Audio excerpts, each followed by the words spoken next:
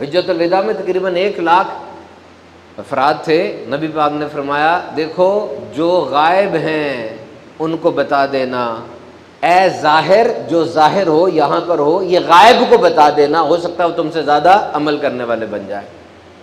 کتنی ترغیب ہے، کتنی زبردست ترغیب. اصل میں صحابہ کرام بڑے معیاری اور بعمل مسلمان تھے، بڑے زبردست مسلمان تھے. وہ نبی پاک کی بات کو پروجیکٹ بنا لیتے تھے کہ جب آپ نے فرمایا کہ ایک ایک آیت لے کے نکل جاؤ پوری دنیا میں، انہوں نے اس کو پروجیکٹ بنایا. نبی پاک کو دیکھتے تھے، سنتے تھے، لکھتے تھے، عمل کرتے تھے، اور اس وقت کی جتنی دنیا ایجاد ہوئی تھی ہر جگہ جا کر پہنچا دیتے تھے. حضرت ابو ذر فرماتے اگر میری اشارہ کیا انہوں نے اپنی گردن کی طرف، میری گردن پہ تلوار کوئی رکھ دے نا، اور مجھے اپنی نبی کی ایک بات یاد ہے، میں تلوار کے چلنے سے پہلے وہ بات بھی بول دوں گا. That was the passion, that was the love, that was the spirit of preaching. اور آج آپ دیکھ لیں دنیا میں جو اتنا اسلام پھیلا ہے، یہ 30 لاکھ بندہ حج پہ آپ کو نظر آ جاتا ہے، رمضان آ جائے تو دنیا ہی بدل جاتی ہے. کیسے؟ صحابہ کرام کی کوشش ہے نا یہ. انہوں نے نیٹ ورکس بنائے، آگے سے آگے بات کو پھیلایا. اب یہاں پر ایک بڑا امپورٹنٹ کوشچن ہے. آپ میں سے کافی افراد بڑے پڑھے لکھے ادھر آتے ہیں. You people are learned, some of you are professional, some of you are from educational institute. I would like to ask one single question from you, that if this was the importance of knowledge in Islam, then why we lag behind? ایک تو ہے نا کہ ویسے مسلمان تنزلی کا شکار ہے. میں آپ سے یہ پوچھ رہا ہوں کہ سائنس کے میدان میں مسلمان پیچھے کیوں ہو گئے؟ وائی؟ کیسے؟ ہمارے پاس تو بڑی لیگیسی ہے. میرے سامنے ابن الحیثم کا نام لکھا ہوا ہے. ابن الحیثم, ہیو یو ہرڈ دس نیم؟ آپ نے نیوٹن کا سنا ہے، گیلیلیو کا سنا ہے، آئنسٹائن کا سنا ہے. تمام مورخ متفق ہیں کہ ابن الحیثم ان سے بڑا سائنسدان تھا. آپٹکس، بک آف آپٹکس لکھی اس نے، ویژول پریزنٹیشن. کچھ نے نہیں کام کیا اتنا. یہ جو سائنس کی بنیاد ہے نا کہ ہم آبزرو کرتے ہیں، ہائپوتھیسس بناتے ہیں، مفروضہ بناتے ہیں، پھر اس کو تھیوری بناتے ہیں، پھر اس کو لا بناتے ہیں، قانون بناتے ہیں. یہ ابن الحیثم نے ایجاد کیا تھا، مسلمان تھا.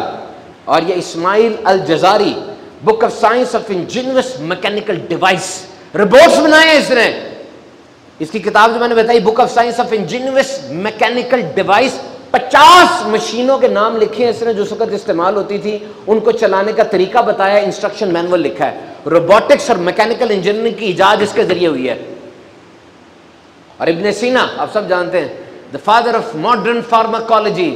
ابن سینا کو ہٹا دو ساری دوائیاں گر جائیں گی. اس کی بک تھی دا کینن آف میڈیسن. الخوارزمی، یہ کوڈریٹک اور لینئر ایکویشن، یہ حساب جو 9ویں 10ویں میں پڑھتے ہو، یہ سارا الخوارزمی ہے، یہ سارا میتھمیٹکس الخوارزمی ہے. الجبرا کو حساب کی الگ برانچ اس نے بنایا تھا، الگورتھم اس نے بنایا. ڈیسیمل، نقطہ ڈیسیمل اس نے بنایا ہے الخوارزمی نے. He is the most important mathematician in the history of humanity. جابر بن حیان پوری کیمیکل انجینئرنگ کیسے بنائی ہے. تو مجھے بتاؤ اگر اتنی اہم ترین ایجادات مسلمانوں کے ذریعے ہوئیں، ہم سائنس میں پیچھے کیوں رہ گئے؟ اچھا یہ ہوا کیسے تھا؟ یہ بھی کہانی بڑی دلچسپ ہے. بغداد میں ہوا تھا نا یہ. Baghdad was the central place.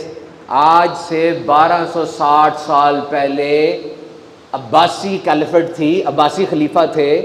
اس میں جعفر المنصور جو خلیفہ تھا اس نے بغداد کو اپنا کیپٹل بنانا چاہا. 4 سال میں بغداد کی کنسٹرکشن ہوئی. اس نے دیواریں بنائی، ڈیم بنائے، اس نے بڑا کچھ بنایا وہاں پہ.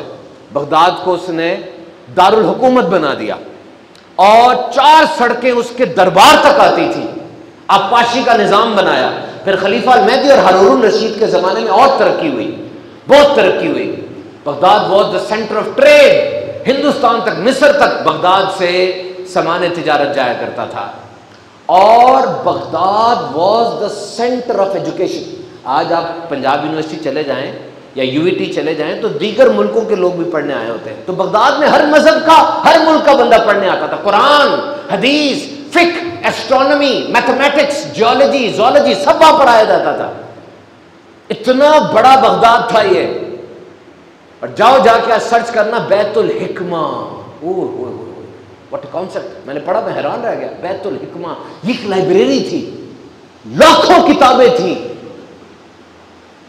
خلیفہ نے کہہ دیا ہر کتاب عربی میں ٹرانسلیٹ ہوگی. 67 ترجمہ کرنے والوں کے نام لکھے ہیں اس میں. اس لائبریری میں شیلف بنے ہوئے تھے, یہاں یہ کتاب, یہاں یہ کتاب. سونے میں تولتا تھا خلیفہ کتاب کو, سونے میں, کہ دے دو میں نے عربی میں ٹرانسلیٹ کرنا ہے اس کو. سونے میں تولتا تھا اس کو. اور وہاں پر پوری دنیا سے طالب, خالی لائبریری نہیں تھی, پورا ایجوکیشن انسٹیٹیوٹ تھا, بیت الحکمہ. اس میں ریسرچز ہوتی تھی, بحثیں ہوتی تھیں. اتنا پیار مسلمانوں کو علم سے. اور پھر ہلاکو خان نے حملہ کر دیا. چنگیز خان کا بیٹا تھا یہ, اس کی طرح مینار بنایا کرتا تھا. بڑی سخت قوم ہے. عبداللہ شیرازی نے لکھا گدوں کی طرح, وولچرز کی طرح یہ بغداد میں اتر گئے, اور جیسے بھوکے بھیڑیے بکریوں میں چھوڑ دیے جائیں اس طرح انہوں نے قتل عام کیا. یہ نا بستر اور تکیے بھی چاقو سے پھاڑ دیتے تھے, اتنی شدت بتا رہا ہے یہ مورخ. 10 لاکھ بندہ مارا انہوں نے. کہتا ہے پورے بغداد کے اندر گھوڑے چلنے کی نا چھپ چھپ کی آواز آتی تھی, خون اتنا تھا. اور بیت الحکمہ تباہ کر دی انہوں نے, علم سارا جلا دیا, اٹھا کے دجلہ میں پھینک دیا. سیاہی سے دجلہ نیلا کالا ہو گیا تھا. وہ وقت تھا جب مسلمان گرے, اس کے بعد نہیں اٹھ سکے. جو میں نے اسٹڈی کی ہے, سب علم تباہ و برباد ہو گیا. کچھ 2 قسم کے فاتحین ہوتے ہیں تاریخ میں. ایک وہ ہوتے ہیں جو جنگ کرتے ہیں لیکن بعد میں بناتے بھی ہیں. جس طرح خلیفہ ہارون رشید کے 2 بیٹے تھے, امین اور مامون, دونوں میں جنگ ہوئی, مامون جیت گیا. مامون نے جیتنے کے بعد بڑے اسپتال بنائے, بڑا کچھ کیا. تو عمر فاروق اعظم آپ نے جہاد فرمایا, جہاد میں جو جگہ فتح ہوتی گئی اب اس کو ڈیولپ کرتے گئے. لیکن یہ تاتاری قوم یہ بڑی عجیب قوم تھی, یہ برباد ہی کرتی تھی بس. اتنا زیادہ انہوں نے بغداد کی گلیوں کو اٹ دیا. اب جو مستعصم باللہ عباسی خلیفہ تھا, ہلاکو خان نے اس کو بلایا اور بلا کر 3 دن اس کو بھوکا رکھا. پہلے بھوکا رکھنے کے بعد بلایا تو ٹرے رکھا, ٹرے پر ایک کپڑا تھا. وہ سمجھا کھانا, وہ بھاگا. ٹرے سے کپڑا ہٹایا تو کھانا نہیں تھا, سونا تھا اور جوہرات تھے, جولز تھے, ہیرے تھے. کہا کھاؤ. کہا میں کیسے کھاؤں, یہ تو ہیرے ہیں. کہا تمہیں چاہیے تھا نا ان ہیروں کو اپنے پاس نہ رکھتے, فوجیوں کی تربیت کرتے, ٹریننگ کرتے, فوج بناتے. اگر تم اس طرح کرتے میں کبھی دریا پار ہی نہ کر سکتا. اس نے کہا جی اللہ کی جو مرضی ہے. کہا پھر اللہ کی مرضی یہ بھی ہے کہ جو تیرے ساتھ میں کرنے لگا ہوں. پکڑو اس کو, باندھو, نمدے میں باندھو, قالین میں باندھو. اور قالین میں باندھ کے اس کے اوپر سے گھوڑے دوڑا دیے تاکہ اس کا خون زمین پہ نہ بہے. کیونکہ تاتاری قوم کا یہ اصول تھا کہ وہ کسی معزز آدمی کو جب مارتے تھے تو اس کا خون زمین پہ نہیں بہاتے تھے, یوں مارتے تھے اس کو. اتنی جنگ و جدال ہوئی.